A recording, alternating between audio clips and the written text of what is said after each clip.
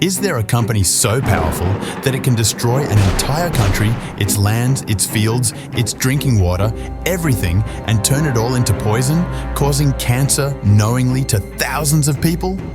And then become so influential that it can crush every voice raised against it with full force, even if it requires military action, making the world's big royal families align with the company's interests. And then, the company used money and media propaganda to cover up everything it had done. But now is the time to expose this story. Today's video is about a company that risked countless lives for its own gains.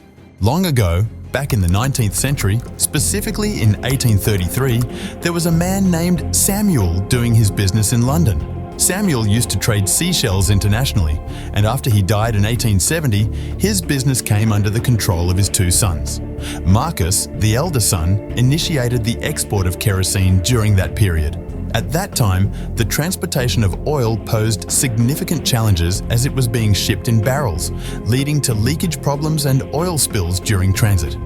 To tackle this issue, Marcus came up with a solution by designing oil tankers.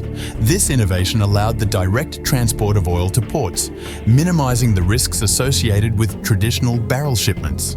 Back in 1892, for the first time, the oil from the tankers created by Marcus crossed the Suez Canal, reaching Asian markets such as Thailand and Indonesia, which were part of the British Empire at that time. This was the first time Asia and Europe could easily trade using the sea, and Marcus saw a big chance for business during this trip. Back then, there was just one oil-selling company called Standard Oil, owned by none other than John D. Rockefeller.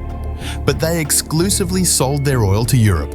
When Marcus sailed his oil ships over to Asia, Standard Oil noticed and asked him to join their team. They wanted him to sell oil to Asia under the Standard Oil flag and make some cash. But Marcus had other plans. He figured starting his own oil trading business was way cooler than working for someone else. It was a risky move because John D. Rockefeller was a big shot with tons of power and a massive reputation. Going up against Standard Oil meant making enemies. However, without caring about enmity, in 1907, Marcus teamed up with Royal Dutch Petroleum Company to create a new company, and he named it Shell. Challenging Standard Oil was not easy, but thanks to the high demand for oil at that time, Shell quickly became the top oil supplying company in the world. During World War I, Shell became the company supplying the most oil to the British Army. But some documents say that without Shell, the Allies might not have defeated Germany in World War I. After the war, two things were clear. First, oil became the most important research of the 20th century. Whoever controls oil will rule the world. Second, Shell, by beating Standard Oil, became the world's largest oil company. The problem with oil is you can't easily make more. The first thing about oil is that some countries have limited oil reserves, and the second thing is that extracting and refining costs a lot. Moreover, countries with oil reserves are highly protective of their natural resources. That's why Marcus thought of a solution to find a country with large oil reserves, which is reasonably poor with a corrupted government and where the conditions are just right. In West Africa, only one country fits the bill: Nigeria. Nigeria is the richest country in Africa when it comes to resources, boasting the continent's largest reserves of oil and natural gas. Taking advantage of this, Shell started its business in Nigeria back in 1940. Thanks to the country's natural wealth, Nigeria became wealthy, tempting Shell with profits and power. Shell teamed up with the Nigerian government to avoid problems, handling billions of dollars in profits. Now, whether the company plans to contaminate the water that people drink or the water used for farming, no one can stand in their way at all. Farmers used to be freaked out about heading to the fields, scared they might accidentally light themselves up with matches, risking the whole darn fields catching fire. The rivers had less water and there was way too much oil floating around. Some farmers had to straight up swim through that oily mess just to get to their fields because all the canals dried up because of oil. When people turned on the taps for water, oil came gushing out of them. Diseases like cancer started spreading, ones nobody had ever heard of before. The fields turned into wastelands, and people, feeling pushed, started protesting against the government for being partners with the company.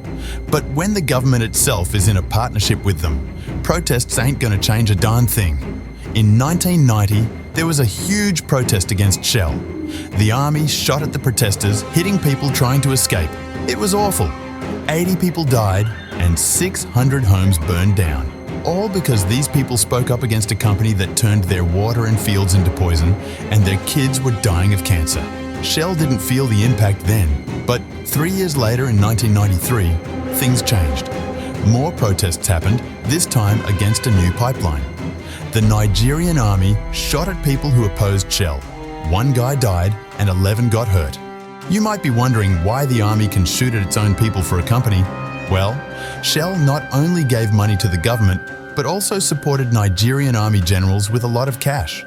They even received fancy guns, ships, and helicopters as gifts.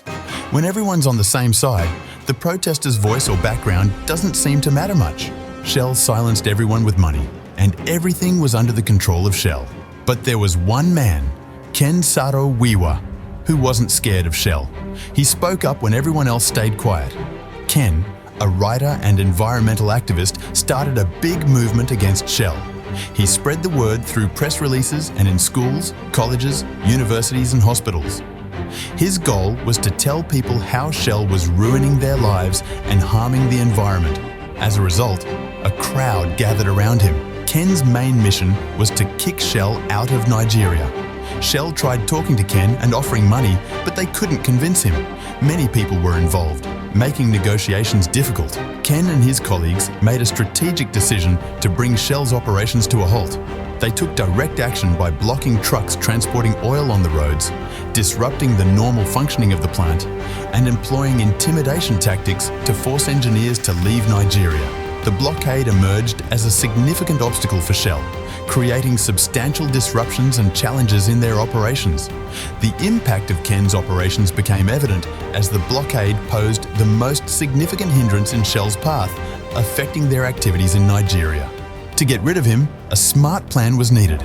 Representatives from the Shell sat with Nigerian intelligence officers and created a plan to get Ken out of their way.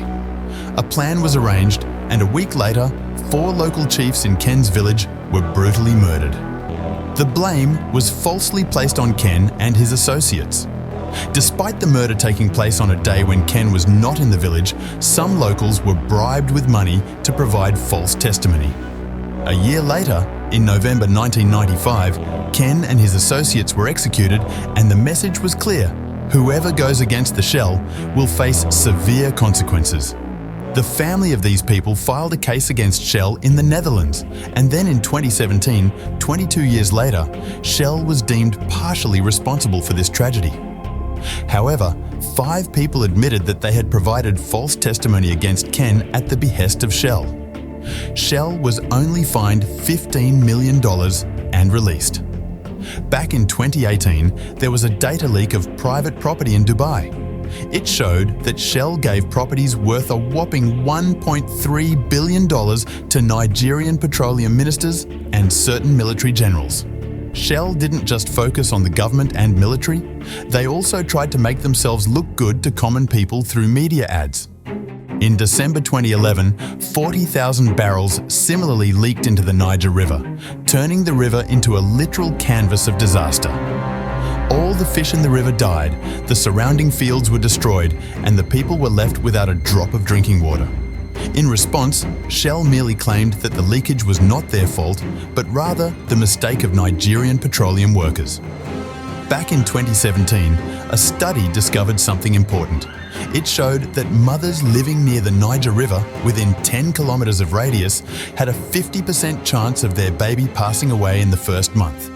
And if they managed to survive, there was a 40% chance they might face physical and mental challenges. Considering the devastation caused by Shell, various groups armed themselves against Shell and the Nigerian government. Civil war looms over Nigeria, all because of one company's selfishness and greed, leaving a nation in ruins. It is alarming to think how far humans can fall for money and power, disregarding the value of another human's life or property. Many such crimes and individuals are yet to be exposed. What are your thoughts on this topic? Share in the comments below.